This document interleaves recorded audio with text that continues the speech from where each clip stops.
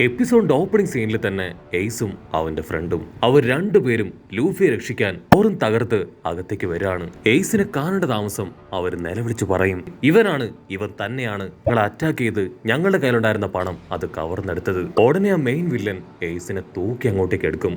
Main villain ആണെങ്കിൽ ഭയങ്കര സന്തോഷം, കാരണം അവർ അന്വേഷിച്ച് നടന്ന എയ്സിനെ തന്നെ ഇപ്പൊ കയ്യിൽ കിട്ടിക്കഴിഞ്ഞു. അവന് രണ്ടെണ്ണം പൊട്ടിച്ച് എത്രയും പെട്ടെന്ന് ആ ക്യാഷ് അത് തിരിച്ചെടുക്കാൻ അവനങ്ങനെ കണക്ക് കൂട്ടി നിൽക്കുമ്പോഴായിരിക്കും എയ്സിന്റെ ഫ്രണ്ട് ഒരു സ്റ്റിക്ക് വെച്ച് അവന്റെ തലയിൽ ആഞ്ഞൊരടി. ആ ഒരു അടിയിൽ അവന്റെ കയ്യിൽ നിന്ന് പിടിവിട്ട് എയ്സ് താഴേക്ക് വീഴും. എയ്സ് അവന്റെ ഫ്രണ്ടിനോട് പറയും, നീ ലൂഫിയുടെ കാര്യം നോക്ക്, ഇവന്റെ കാര്യം അത് ഞാൻ നോക്കാം. ഉടനെ ഫ്രണ്ട് ആണെങ്കിൽ ഇപ്പൊ ലൂഫിയെ രക്ഷിക്കാൻ അവന്റെ അടുത്തേക്ക് പോകും. ആ ഗ്യാപ്പിൽ എയ്സ് അവനിപ്പോ ആ മെയിൻ വില്ലനുമായിട്ട് പൊരിഞ്ഞ അട്ടിയിടി ഫൈറ്റ്. അവനുടനെ അവിടെ ഉണ്ടായിരുന്ന കത്തിയൊക്കെ എടുത്ത് ലൂഫിയുടെ കയ്യിലും ബോഡിയിലും ഉണ്ടായിരുന്ന കയറൊക്കെ കട്ട് ചെയ്ത് കളഞ്ഞ് ഇപ്പൊ സേഫായി അവനെ താഴെ ഇറക്കും. അവൻ ടേൺ ചെയ്ത് ഇപ്പൊ എയ്സിനെ തിരികെ പോകാനായിട്ട് വിളിക്കും. പക്ഷെ അപ്പോഴായിരിക്കും എയ്സ് പറയാ, എനിക്ക് ഈ ഫൈറ്റ് കംപ്ലീറ്റ് ചെയ്യണം, ഇവനെ തകർക്കാതെ ഞാൻ വരില്ല എന്ന് പറഞ്ഞ് അവനിപ്പോ വീണ്ടും ആ വില്ലനുമായിട്ട് പൊരിഞ്ഞ ഫൈറ്റ്. ഫ്രണ്ടാണെങ്കിൽ ഇപ്പൊ അവന്റെ കാല് പിടിച്ച് പറയും, അവരുടെ മെയിൻ ക്യാപ്റ്റൻ അറിഞ്ഞ അത് വലിയ കുഴപ്പമെന്ന് പറയും. എയ്സിനാണെങ്കിൽ അപ്പോഴും യാതൊരു പാവ്യത്യാസവും ഇല്ല. അവൻ വലിയൊരു ആക്സ് ഒക്കെ കയ്യിലെടുത്ത് ആ വില്ലനെ വെട്ടാനായിട്ട് അങ്ങനെ ചാടി നിൽക്കും.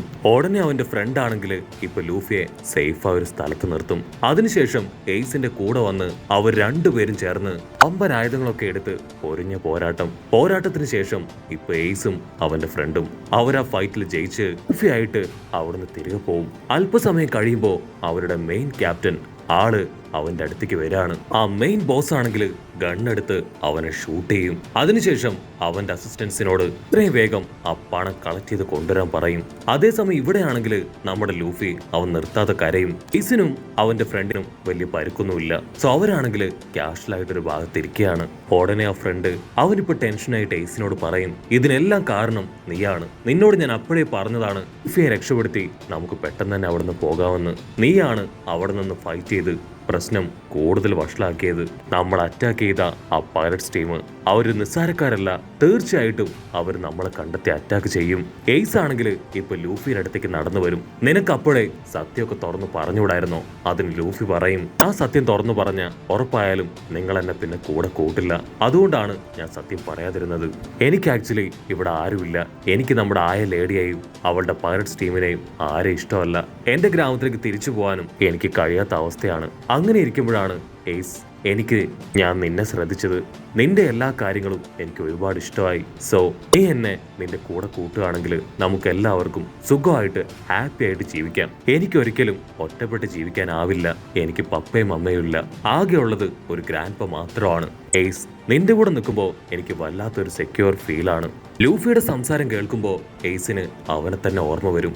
എല്ലാവരും ചേർന്ന് അവനെ ഒറ്റപ്പെടുത്തിയപ്പോ ലൂഫിക്ക് ഇപ്പോൾ ഉണ്ടായ അതേ പെയിൻ തന്നെയാണ് എയ്സിന് അന്നുണ്ടായത്. പക്ഷെ എയ്സ് ആണെങ്കിൽ അപ്പോഴും അവന്റെ ഗൗരവം വിടാതെ ലൂഫിയോട് പറയും, നീ ആക്ച്വലി ഒരു പേടിത്തൊണ്ടനാണ്. അതിന് ലൂഫി ഫുൾ കലിപ്പില് ചാടി എഴുന്നേക്കും. ഞാൻ ഒരിക്കലും ഒരു പേടിത്തൊണ്ടനൊന്നും അല്ല, എനിക്ക് ഭയങ്കര സ്ട്രെങ്ത് ആണ്, ഡബിൾ ഫ്രൂട്ടിന്റെ പവറും എന്റെ ബോഡിയിലുണ്ട്. 1-ന് 50 പറഞ്ഞ് 100 പറഞ്ഞ് രണ്ടുപേരും പൊരിഞ്ഞ അട്ടിയിടി ബഹളം. അത് കണ്ട് ഫ്രണ്ട് ഓടി വന്ന് അവരെ പിടിച്ചു മാറ്റും. ഇറ്റടാ നിങ്ങൾ, സ്റ്റോപ്പ് ദ ഫക്ക്. നമ്മുടെ ഇപ്പോഴത്തെ പ്രശ്നം ഇതൊന്നും അല്ല, ആ ബ്ലൂ ജാം പൈററ്റ് അവനാണ്. അവിടുന്ന് അങ്ങനെ ബ്ലാക്ക് ഔട്ട് ചെയ്ത നെക്സ്റ്റ് ഡേ നമ്മുടെ ആയ ആന്റി, അവളും അവരുടെ അസിസ്റ്റൻസ് എല്ലാവരും ഇപ്പൊ ഒരു കാഴ്ച കണ്ട് ഷോക്കായിട്ടിരിക്കുകയാണ്. ലൂഫിയുടെയും എയ്സിന്റെയും കൂടെ അവന്റെ ഫ്രണ്ടും. ആയ ആന്റി ആണെങ്കിൽ ടെൻഷനായി ആ ഫ്രണ്ടിനെ അവനെ പിടിച്ചു വലിച്ച് അങ്ങനെ എഴുന്നേൽപ്പിക്കും. അവൻ പറയും, എനിക്ക് നിങ്ങളെ നന്നായിട്ട് അറിയാം, ലൂഫി എയ്സും നിങ്ങളെക്കുറിച്ച് ഒരുപാട് കാര്യങ്ങൾ പറഞ്ഞു. ആന്റി തീർത്തു പറയും, നീ ഇപ്പൊ തന്നെ ഇവിടുന്ന് പോണം, ഈ രണ്ടുപേരെ തന്നെ എനിക്ക് നോക്കാൻ പറ്റുന്നില്ല, അതിനിടയിൽ മൂന്നാമത്തെ ഒരാളെ കൂടെ എനിക്ക് ചിന്തിക്കാൻ പറ്റില്ല എന്ന് പറയും. പക്ഷെ അവനാണെങ്കിൽ അപ്പോഴും ആയ ആന്റിയുടെയും അവളുടെ അസിസ്റ്റൻസിന്റെയും കുത്സിത പ്രവർത്തികളൊക്കെ പറഞ്ഞ് അവളെ കളിയാക്കാൻ തുടങ്ങും. അവളുടെ കള്ളക്കളി അതെല്ലാം പൊളിയൊന്നും മനസ്സിലാക്കിയ പാവായ ആന്റി അവളാണെങ്കിൽ അവരോട് കൂടെ നിൽക്കാനായിട്ട് പെർമിഷൻ കൊടുക്കും.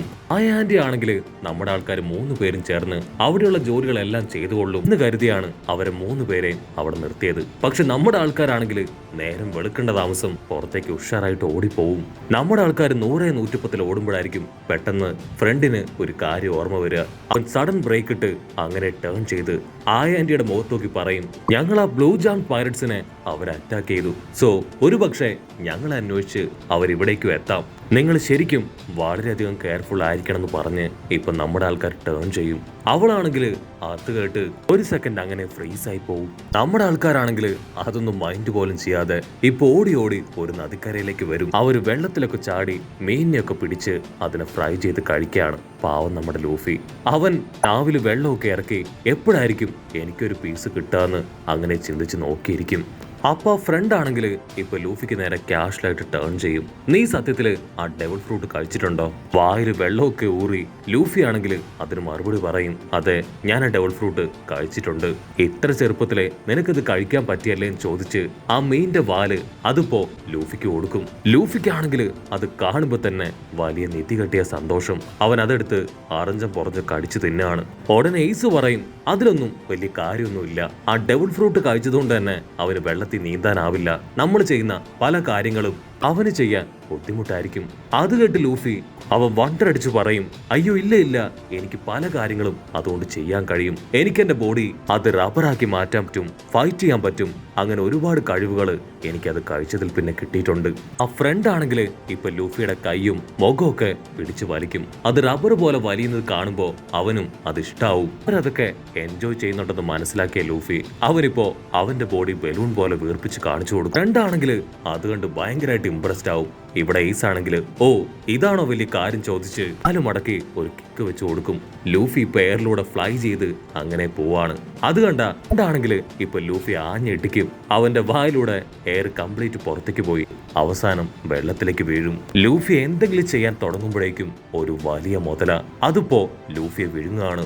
എയ്സും ആളുടെ ഫ്രണ്ടും അവർ രണ്ടുപേരും ഓടി വന്ന് ആ മുതലയുടെ വായിലേക്ക് 2 കമ്പ് വലിച്ചെറിഞ്ഞ് അതിനെ അറഞ്ചം പുറഞ്ഞ് ഇട്ടിച്ച് ലൂഫിയെ പുറത്തെടുക്കും. അതിനുശേഷം അവര് 3 പേരും മുതലെ തല്ലിക്കൊന്ന് തലയിലേറ്റി അതിനെ കറി വെച്ച് കഴിക്കാൻ തൂക്കിയെടുത്തോണ്ട് പോവാണ്. ലൂഫിക്കാണെങ്കിൽ ആ മുതലെ കണ്ട് വായിൽ വെള്ളം ഊറും. ഫ്രണ്ട് പറയും, നമുക്ക് എന്തായാലും നമ്മുടെ ട്രഷർ ഒളിപ്പിച്ചു വെച്ച ആ ഒരു സ്ഥലം വരെ ഒന്ന് പോയി വരാന്ന് പറയും. അത് കേട്ട് 3 പേരും അവിടേക്ക് വരാണ്. അവര് പോകുന്ന വഴിയിൽ അവരാദ്യം ട്രഷർ ഒളിപ്പിച്ചു വെച്ചിരുന്ന ആ ഒരു മരം കാണും. ആ ബ്ലൂ ജാമിന്റെ ടീം അവർ ആ മരം കണ്ടുപിടിച്ച് അവിടേക്ക് എത്തിക്കഴിഞ്ഞു. അവരതിന്റെ അറ്റത്തും സൈഡിലും താഴെയൊക്കെ വലിയ കുഴിയൊക്കെ എടുത്ത് അത് സെർച്ച് ചെയ്തുകൊണ്ടിരിക്കുകയാണ്. ഫ്രണ്ട് ആണെങ്കിൽ ശ്വാസം വലിച്ചു വിടും. ഹാവു, നമ്മൾ അവിടുന്ന് മാറ്റിയത് എന്തുകൊണ്ടും വളരെ നന്നായി. അല്ലെങ്കിൽ ഒരു പക്ഷേ നമുക്ക് നമ്മുടെ എല്ലാ നിധിയും നഷ്ടപ്പെട്ടു പോയേനെ. ആ ഗ്രാമം മുഴുവൻ പൈററ്റ്സ് നമ്മുടെ ആൾക്കാർക്ക് വേണ്ടി അരിച്ചു പെറുക്കാണ്. ഉടനെ കാര്യം വഷളാകുമെന്ന് മനസ്സിലാക്കി നമ്മുടെ ആശാമാര് 3 പേരും ആരും കാണാതെ ഒരു മരത്തിന്റെ ചോട്ടിൽ വന്നിരിക്കുകയാണ്. അവിടുന്ന് അങ്ങനെ ബ്ലാക്ക് ഔട്ട് ചെയ്ത നമ്മുടെ ആയ ആന്റി അവരാണെങ്കിൽ അവരുടെ ഒരു അസിസ്റ്റന്റിന്റെ കയ്യില് ബൈനോക്കുലർ ഒക്കെ കൊടുത്ത് ചുറ്റും നോക്കാനായിട്ട് പറയും. അഥവാ ആ കൂജ പൈററ്റ്സ് അവരേതെങ്കിലും ഭാഗത്തു നിന്ന് വരുന്നത് കണ്ട എത്രയും വേഗം അവർക്കും അവിടുന്ന് രക്ഷപ്പെടണം.